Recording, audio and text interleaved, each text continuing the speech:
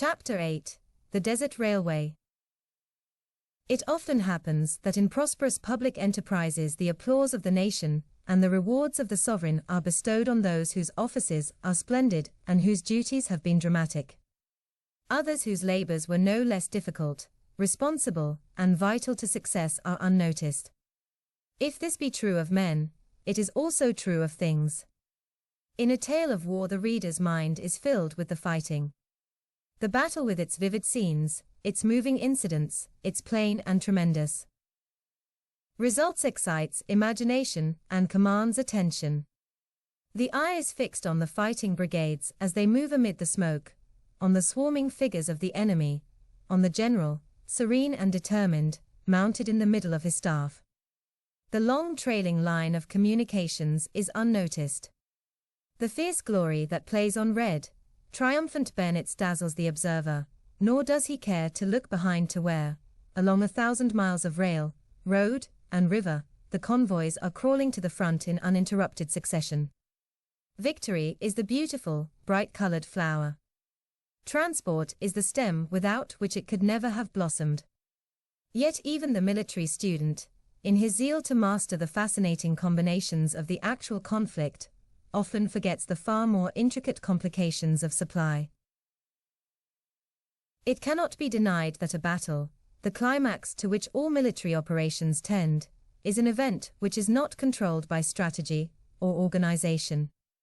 The scheme may be well planned, the troops well fed, the ammunition plentiful, and the enemy entangled, famished, or numerically inferior. The glorious uncertainties of the field can yet reverse everything.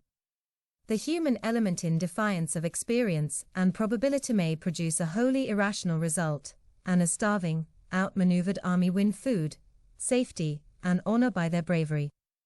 But such considerations apply with greater force to wars where both sides are equal in equipment and discipline.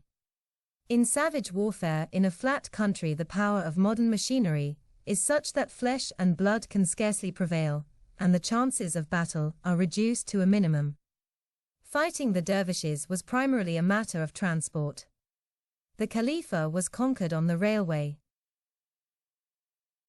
Hitherto, as the operations have progressed, it has been convenient to speak of the railway in a general manner, as having been laid, or extended to various points, and merely to indicate the direction of the lines of communication. The reader is now invited to take a closer view. This chapter is concerned with boats, railways, and pack animals, but particularly with railways. Throughout the Dongola campaign in 1896 the Nile was the main channel of communication between the expeditionary force and its base in Egypt. All supplies were brought to the front as far as possible by water transport. Wherever the Nile was navigable, it was used. Other means of conveyance by railways and pack animals, though essential, were merely supplementary. Boats carry more and cost less than any other form of transport. The service is not so liable to interruption, the plant needs only simple repair, the waterway is ready-made. But the Nile is not always available. Frequent cataracts obstruct its course for many miles. Other long reaches are only navigable when the river is in flood. To join the navigable reaches, and thus preserve the continuity of the communications, a complex system of railways and caravans was necessary.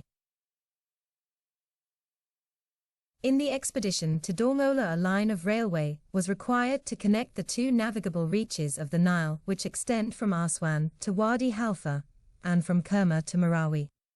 Before the capture of Dongola, however, this distance was shortened by the fact that the river at High Nile is navigable between the Third Cataract and Kerma.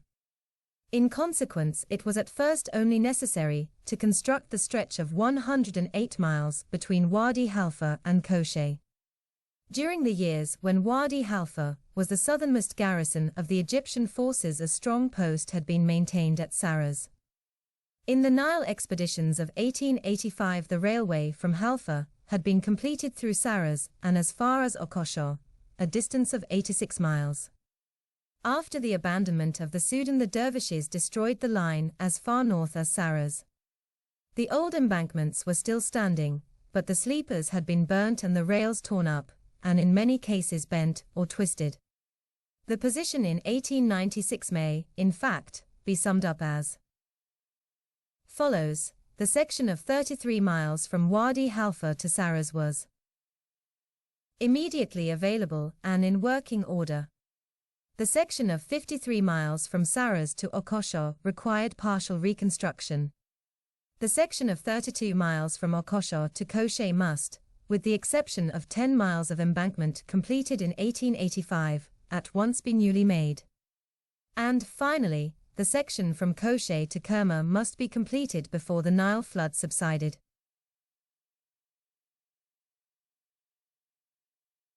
The first duty, therefore, which the engineer officers had to perform was the reconstruction of the line from Saras to Okosho.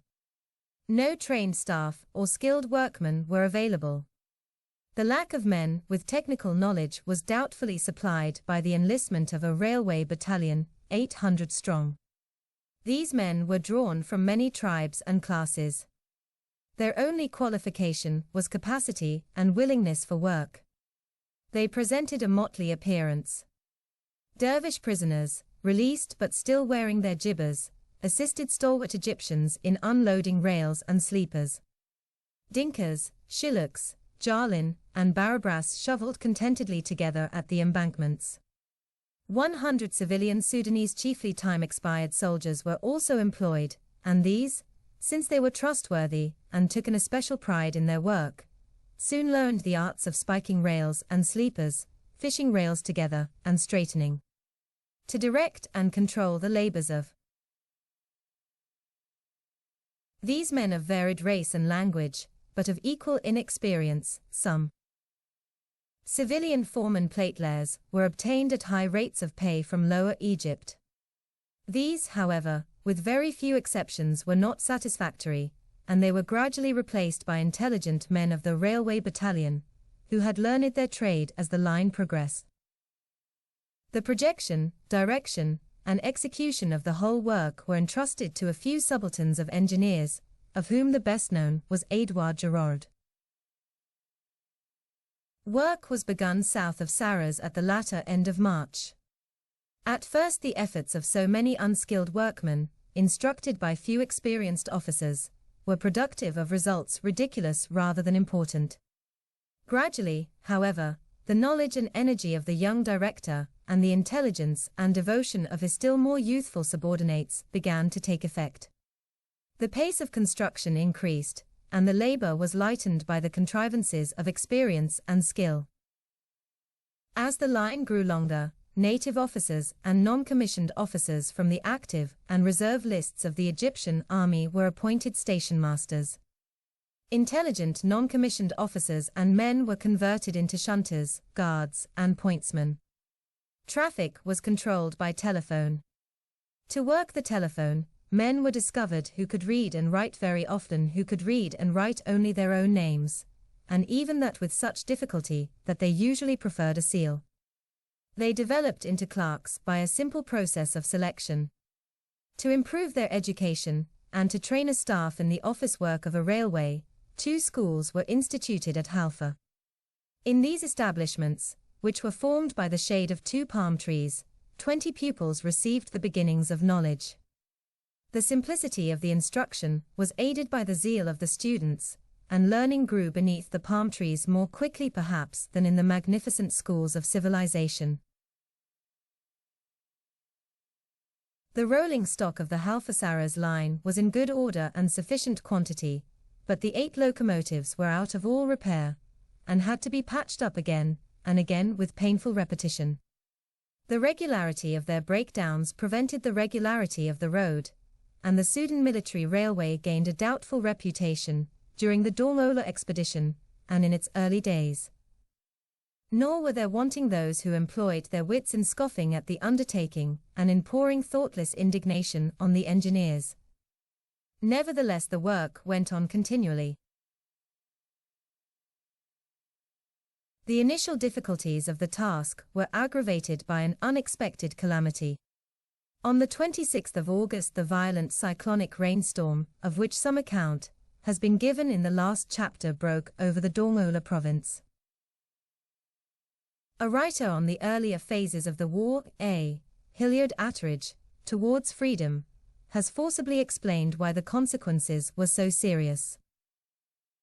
In a country where rain is an ordinary event, the engineer lays his railway line, not in the bottom of a valley, but at a higher level on one slope or the other. Where he passes across branching side valleys, he takes care to leave in all his embankments large culverts to carry off flood water. But here, in what was thought to be the rainless Sudan, the line south of Saras followed for mile after mile the bottom of the long valley of Khor Ruza, and no provision had been made, or had been thought necessary, for culverts in the embankments where minor hollows were crossed. Thus, when the flood came, it was not merely that the railway was cut through here and there by the rushing deluge. It was covered deep in water, the ballast was swept away, and some of the banks so destroyed that in places rails and sleepers were left hanging in the air across a wide gap. Nearly 14 miles of track were destroyed.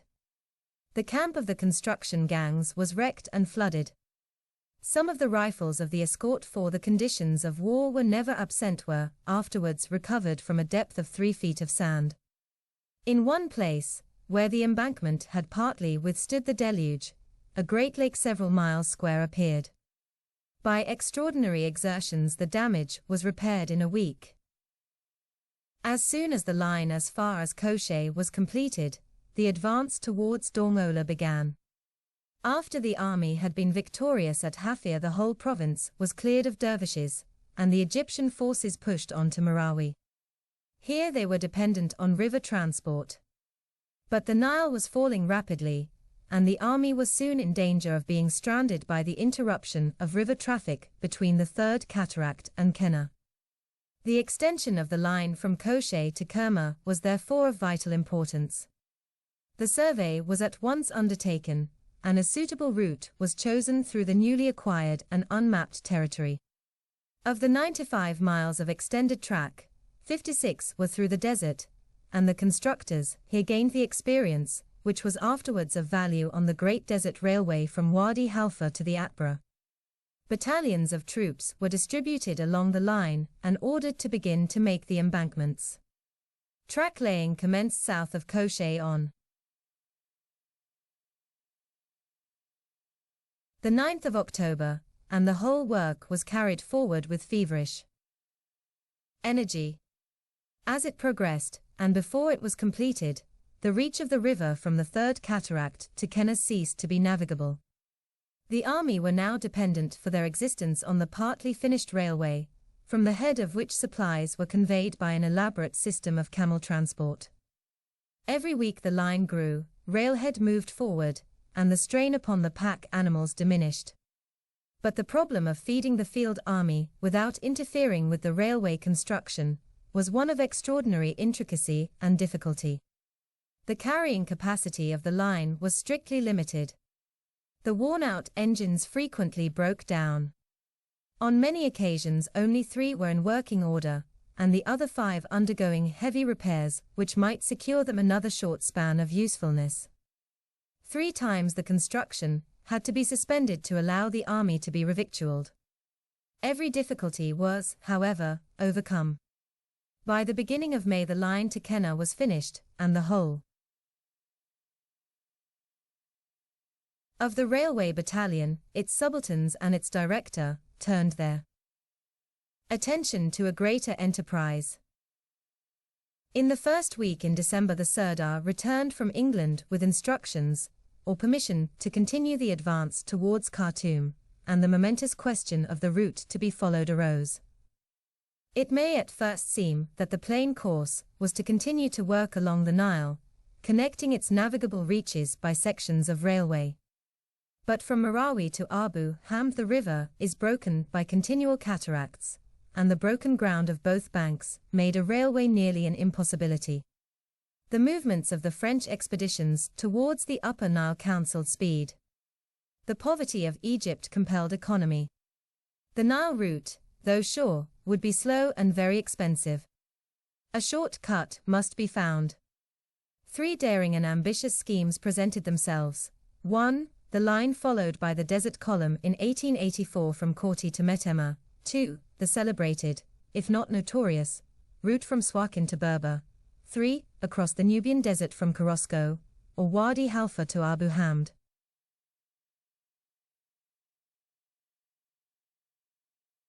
The question involved the whole strategy of the war. No more important decision was ever taken by Sir Herbert Kitchener, whether in office or in action. The request for a British division, the attack on Mahmud Zariba, the great left wheel towards Omdurman during that battle, the treatment of the Marchand expedition, were matters of lesser resolve than the selection of the line of advance. The known strength of the Khalifa made it evident that a powerful force would be required for the destruction of his army and the capture of his capital. The use of railway transport to some point on the Nile, whence there was a clear waterway, was therefore imperative. Berber and Metemma were known, and Abu Hamd was believed, to fulfill this condition. But both Berber and Metemma were important strategic points.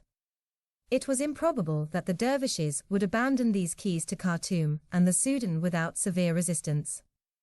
It seemed likely, indeed, that the Khalifa would strongly reinforce both towns and desperately contest their possession. The deserts between Korti and Metemma, and between Suakin and Berber, contained scattered wells, and small raiding parties might have cut the railway and perhaps have starved the army at its head. It was therefore too dangerous to project the railway towards either Berber or Metemma until they were actually in our hands. The argument is circular. The towns could not be taken without a strong force. So strong a force could not advance until the railway was made, and the railway could not be made till the towns were taken.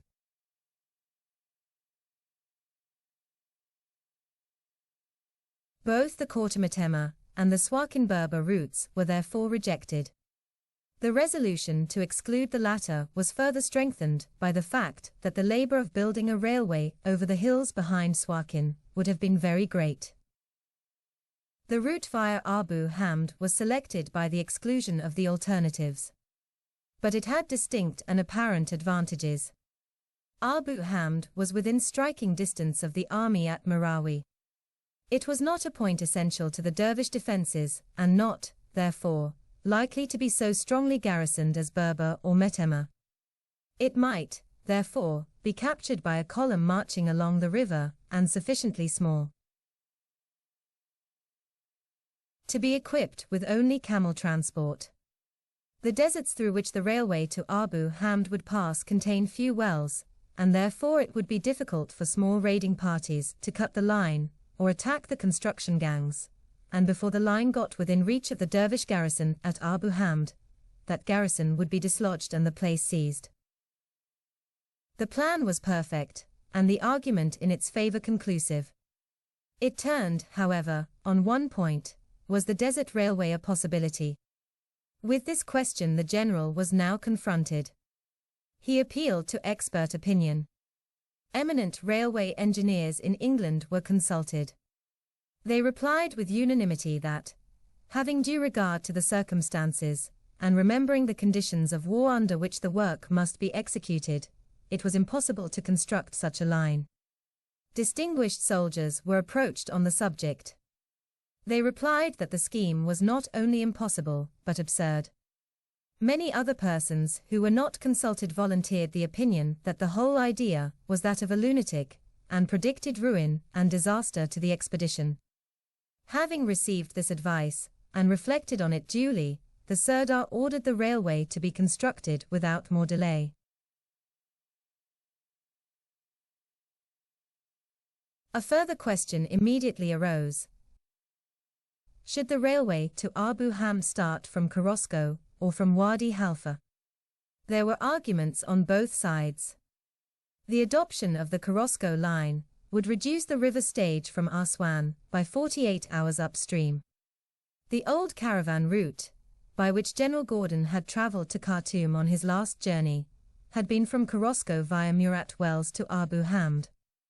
On the other hand, many workshops and appliances for construction were already existing at Wadi Halfa. It was the northern terminus of the Dongola Railway. This was an enormous advantage. Both routes were reconnoitred.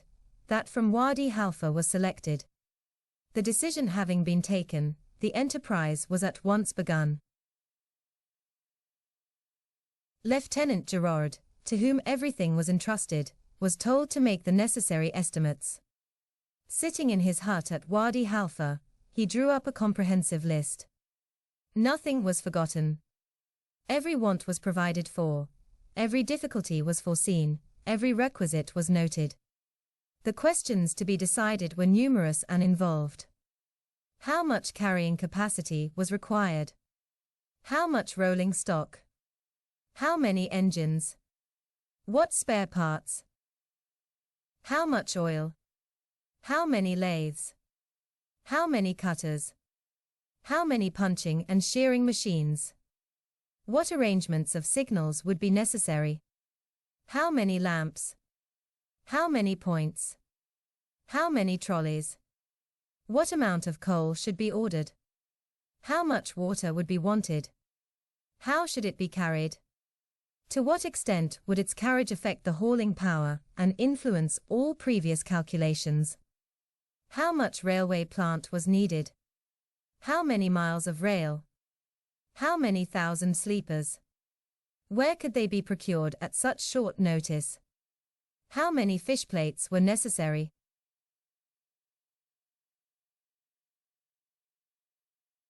What tools would be required? What appliances? What machinery? How much skilled labor was wanted? How much of the class of labor available? How were the workmen to be fed and watered? How much food would they want? How many trains a day must be run to feed them and their escort? How many must be run to carry plant? How did these requirements affect the estimate for rolling stock? The answers to all these questions, and to many others with which I will not inflict the reader, were set forth by Lieutenant Gerard in a ponderous volume several inches thick. And such was the comprehensive accuracy of the estimate, that the working parties were never delayed by the want even of a piece of brass wire. In any circumstances the task would have been enormous. It was, however, complicated by 5 important considerations. It had to be executed with military precautions. There was apparently no water along the line. The feeding of 2,000 platelets in a barren desert was a problem in itself. The work had to be completed before the winter. And, finally, the money voted was not to be outrun. The Sirdar attended to the last condition. Gerard was sent to England to buy the plant and rolling stock. 15 new engines and 200 trucks were ordered. The necessary new workshops were commenced at Halfa. Experienced mechanics were procured to direct them. 1,500 additional men were enlisted in the railway battalion and trained. Then the water question was dealt with. The reconnoitering surveys had reported that though the line was certainly good and easy for 110 miles and, according to Arab accounts, for the remaining 120 miles no drop of water was to be found, and only 2 likely spots for wells were noted. Camel transport was, of course, out of the question. Each engine must first of all haul enough water to carry it to railhead and back, besides a reserve against accidents. It was evident that the quantity of water required by any locomotive would continually increase as the work progressed and the distance grew greater, until finally the material trains would have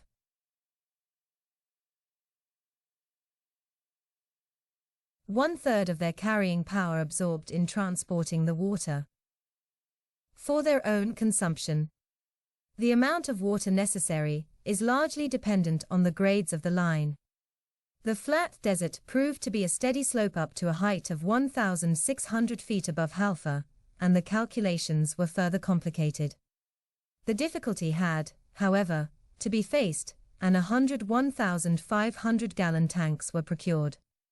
These were mounted on trucks and connected by hose, and the most striking characteristic of the trains of the Sudan Military Railway was the long succession of enormous boxes on wheels, on which the motive power of the engine and the lives of the passengers depended. The first spadeful of sand of the Desert Railway was turned on the first day of 1897, but until May, when the line to Kerma was finished, no great efforts were made, and only 40 miles of track had been laid. In the meanwhile, the men of the new railway battalion were being trained.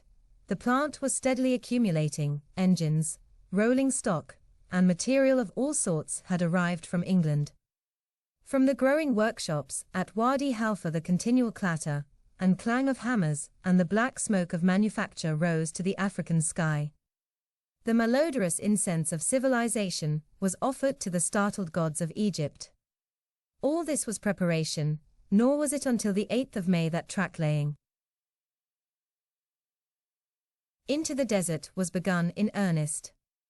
The whole of the construction gangs and railroad staff were brought from Kerma to Wadi Halfa, and the daring pioneers of modern war started on their long march through the wilderness, dragging their railway behind them safe and sure road which infantry, cavalry, guns, and gunboats might follow with speed and convenience.